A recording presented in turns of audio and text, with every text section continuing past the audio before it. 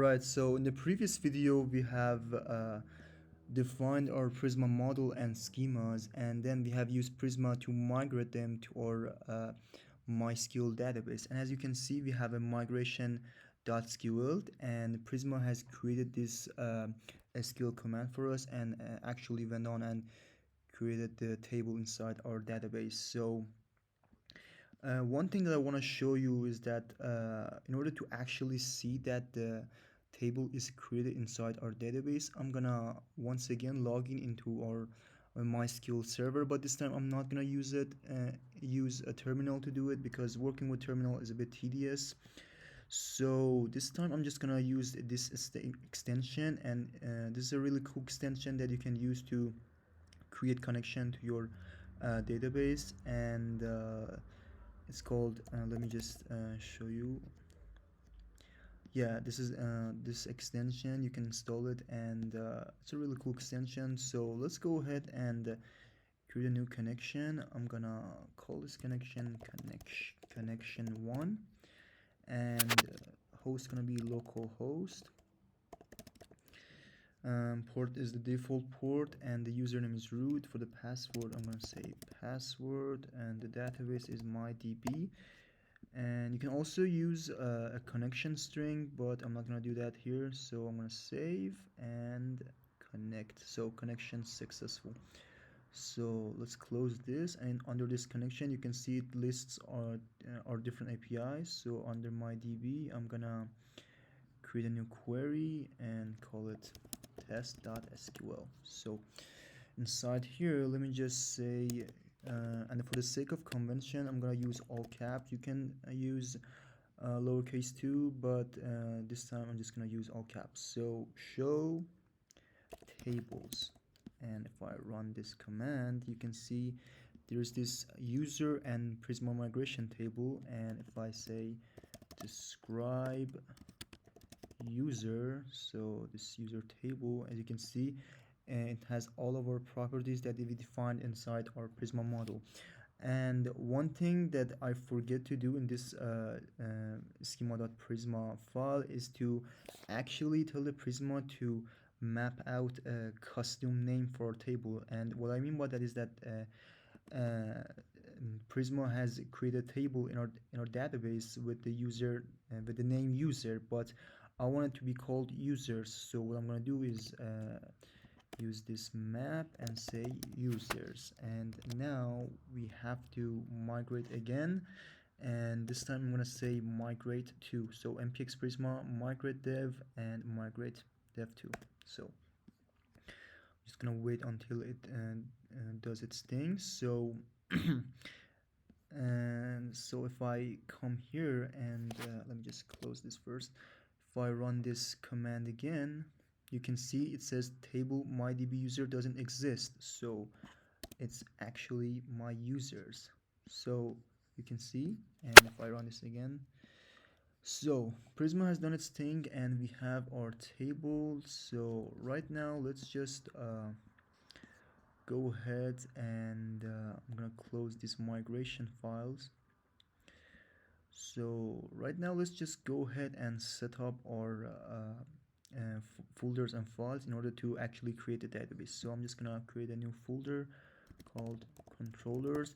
And one thing before I do that, if you come to our package.json, you can see that under dependencies I have a Prisma client, which previously I didn't, and Prisma went on and actually installed this Prisma client for me when I ran the Prisma migrate command. So if you do not have this under your dependencies, what you can do is to run this command npx prisma generate, and this will go ahead and install this Prisma client for you. I'm not gonna do that because I already have it. So let's go ahead and get on with creating our controllers and files. So I have created this controllers folder, and then I'm gonna create another one called routes, and inside here we're gonna define our different routes. So I'm gonna say here I'm gonna have users dot routes dot js. So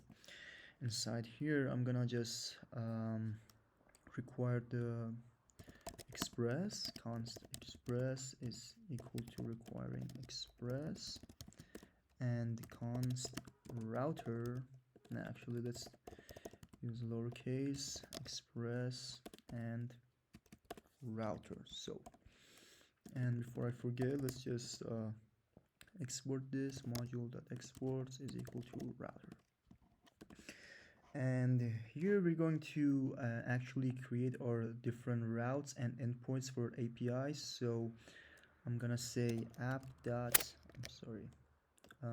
router dot get, and this is going to be the just a forward slash, because we will define our actual path inside the index.js. So I'm gonna say and actually we just want to leave this empty for now. Let's just give them some actually let's just come here, and I will come to controllers and create the controllers first. So let's say controllers.js.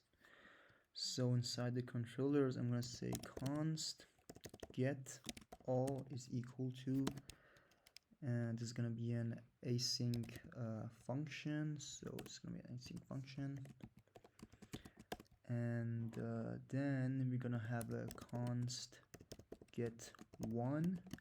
Again, it's going to be an async function, and let me just duplicate this so a bunch of times we don't have to write them all.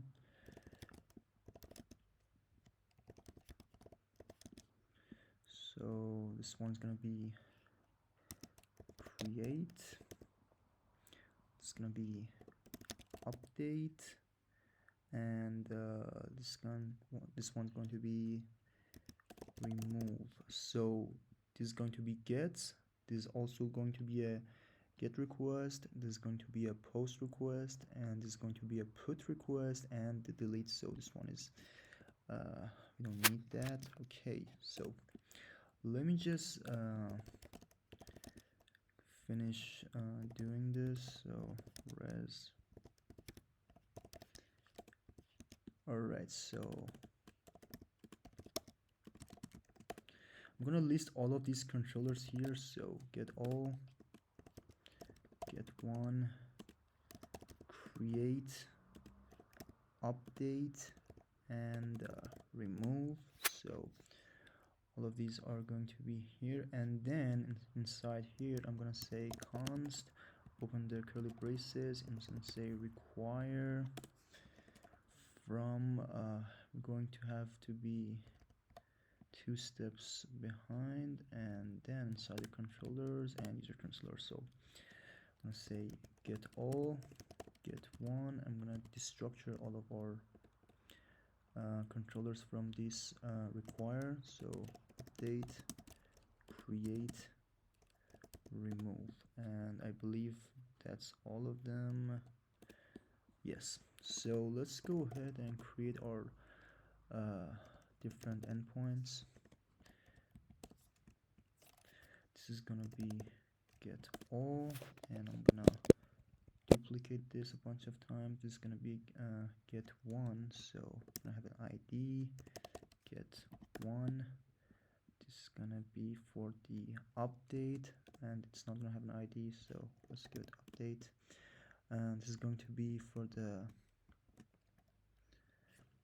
this is going to I'm sorry, I have made a mistake here. This should be create, and here with an ID param we gonna pass in the update controller, and here also we need a ID param that's gonna be removed. So our controllers are created, and we have defined our routers. So let's just go ahead inside this index.js and call this router and set it up. So I'm gonna say app.use, and we're gonna say it's gonna be API version 1 and then users, and then we're gonna just require this right here.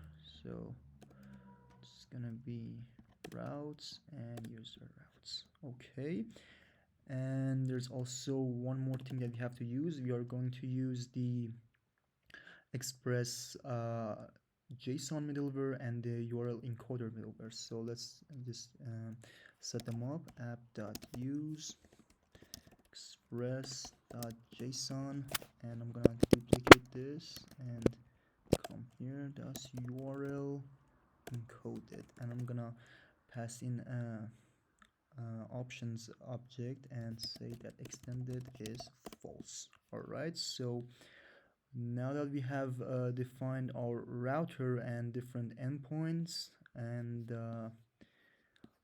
I'm just gonna wrap this video right around here, and I'll see you in the next video where we can actually write the business logic for all of our controllers and different endpoints. I see you in the next video.